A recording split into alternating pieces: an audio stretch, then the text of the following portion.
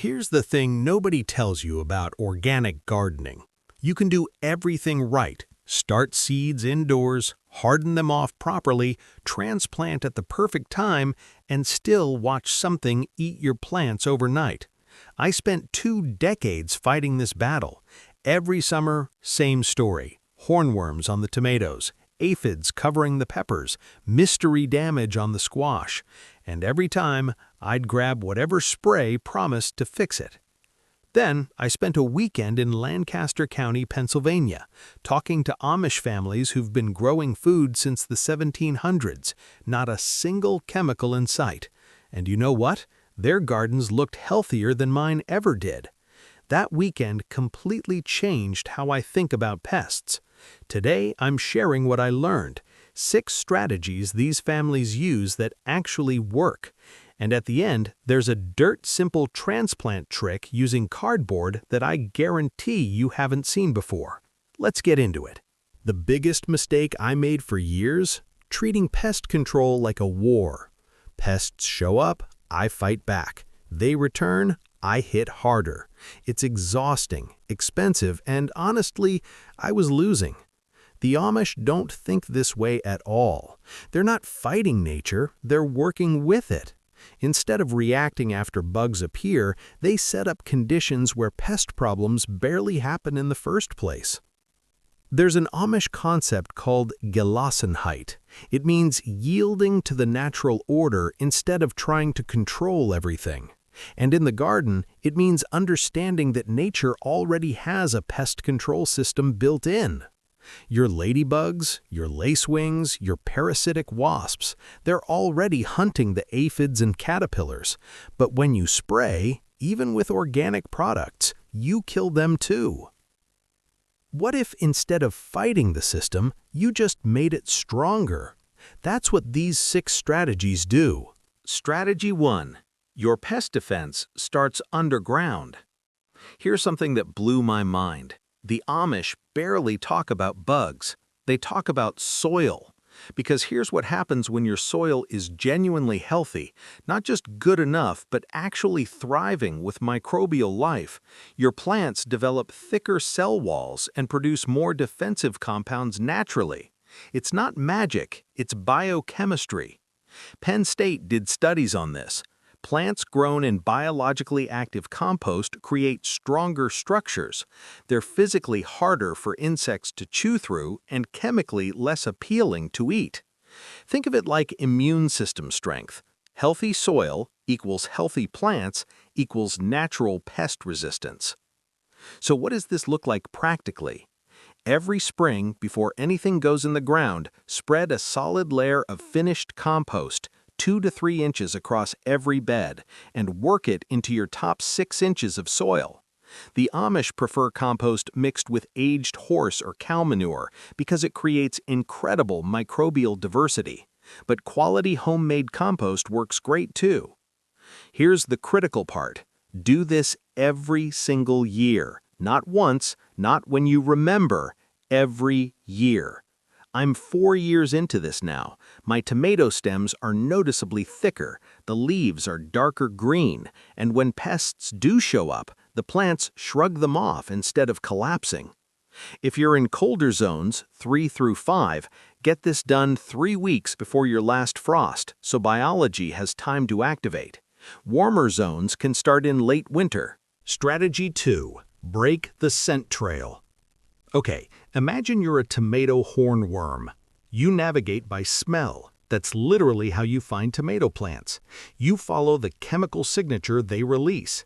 Now imagine trying to find those tomatoes when they're surrounded by basil, dill, marigolds, and cilantro, all releasing their own strong scents.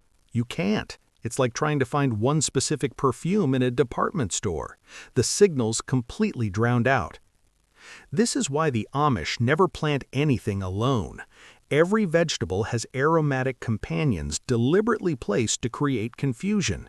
Scientists call it olfactory masking. I call it genius.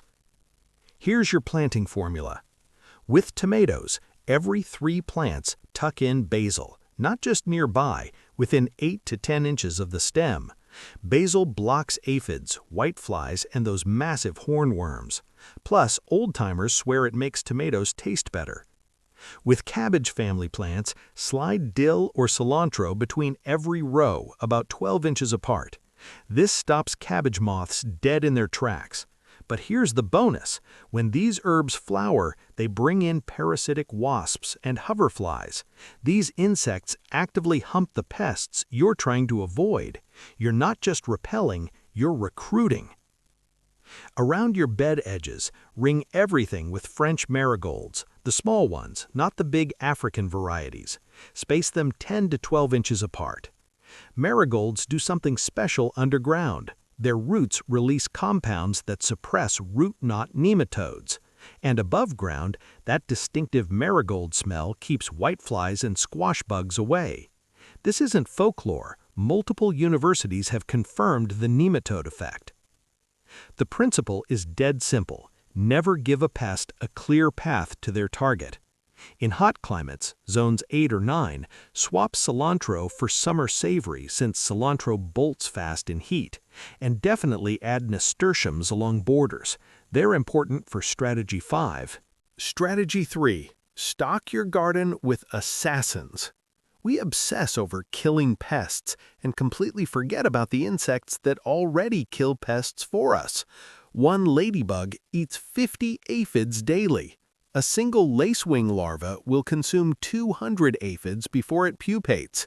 Parasitic wasps literally implant eggs inside hornworms and caterpillars, killing them from within. Ground beetles patrol your soil every night, eating slugs and cutworms.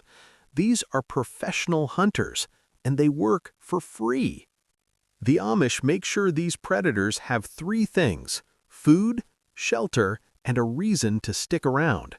Start with an insectary strip, just a 2-foot-wide row along one garden edge packed with flowers that provide nectar and pollen: sweet alyssum, yarrow, fennel, dill, Queen Anne's lace.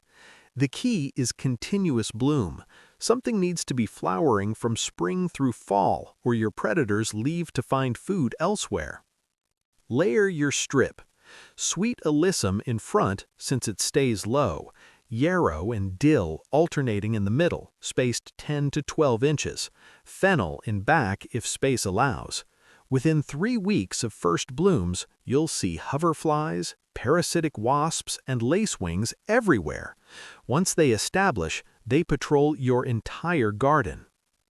The Amish also leave small wild patches intentionally: clover near the garden, unmowed strips, rock piles. These aren't messy, they're habitat. Every beneficial insect needs somewhere to live, breed, and survive winter. Perfect manicured soil between every row, that's a no vacancy sign. If you're in slower zones, 4 through 6, consider buying ladybugs or lacewing eggs to jumpstart things, but establish the flowering habitat first, or they'll fly away immediately. I learned that one the hard way. Strategy 4. Catch it before it explodes. Every Amish gardener I met does this thing that sounds almost too basic to matter. They walk their garden every single morning, slowly, looking at everything. It's not meditation, it's reconnaissance. Most pest catastrophes don't start as catastrophes. They start as 2 bugs on Monday. By Friday, you've got 200. One hornworm can defoliate an entire tomato branch in 2 days. A single pair of squash bugs can lay eggs that hatch into hundreds more within a week. The morning walk stops this multiplication before it happens. 15 minutes. That's it. Bring a small bucket with soapy water. Check tomato plants for hornworms. Look for their dark droppings below. That's the giveaway. Flip squash and cucumber leaves for bronze egg clusters and scrape them off with your thumbnail. Watch for white butterflies around brassicas because wherever they land, they're laying eggs. When you spot a pest, pick it off and drop it in the bucket. I used to think this was too time-consuming. Now it's my favorite part of the day. It's quiet, it's focused, and it keeps me connected to what's actually happening instead of reacting to disasters later. After 2 seasons, you develop an eye for what's normal and what's not. You catch issues when they're nothing. For larger gardens, quarter-acre and up, the Amish use floating row covers over brassicas and young squash.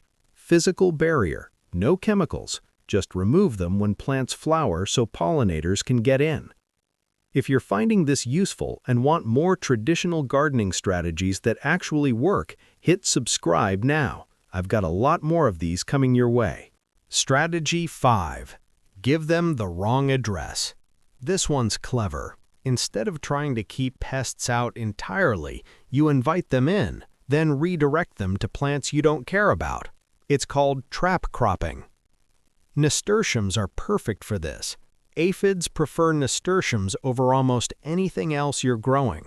Plant them in a ring around your garden perimeter, 6 to 8 inches apart. The aphids swarm the nasturtiums and ignore your beans and peppers. Once the nasturtiums are covered, you've got options. Pull them and toss them, or leave them and watch your ladybugs feast. That's the system feeding itself. For flea beetles, absolute nightmares on eggplant and young brassicas, plant a sacrificial row of radishes 2 feet in front. Flea beetles hit the radishes first. You lose the radish tops, save the eggplants. For squash vine borers and cucumber beetles, plant a couple blue Hubbard squash in the far corners. They're pest magnets. You're not trying to harvest them. They're bait. What I love about this, you plant it once, it works all season. 0 maintenance, 0 sprays.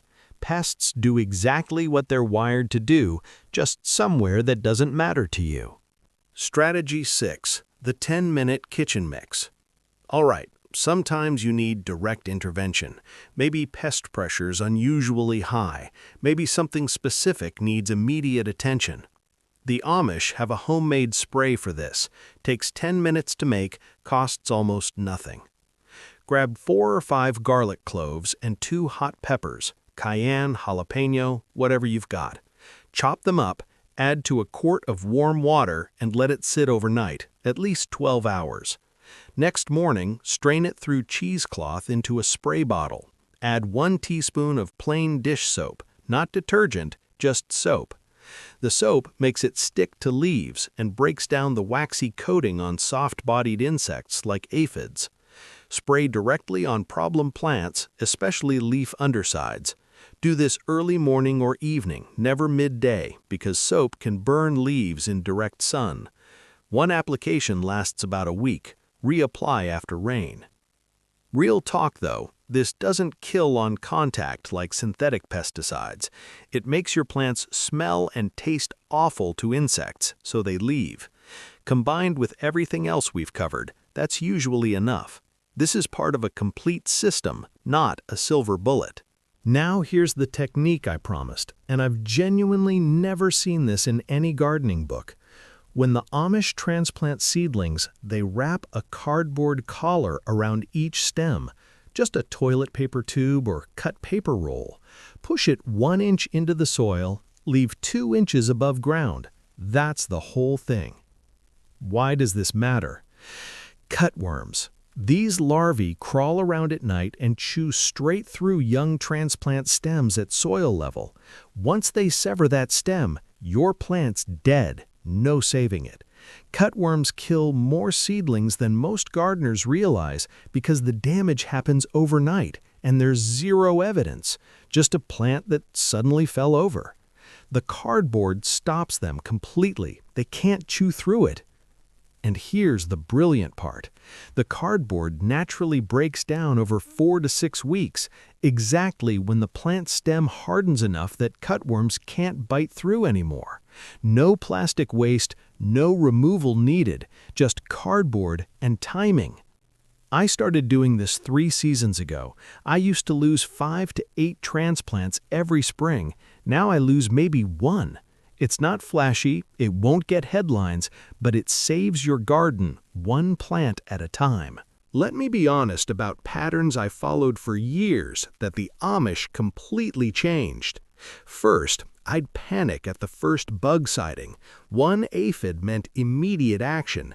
The Amish see a few aphids and wait, because those aphids are food for the ladybugs already on their way. If you spray immediately, you remove the predator's food source. No food means no predators staying around. Second, I planted in neat single-crop rows because it looked organized. But that's a flashing neon sign to pests. Mixing crops up breaks their navigation. Third, I kept everything too clean. Bare soil looked professional. But ground beetles and spiders need somewhere to hide and hunt. A little clover or straw mulch creates habitat for your allies. Fourth, I thought soil health and pest control were separate topics. They're not. Weak soil creates weak plants. Weak plants attract pests.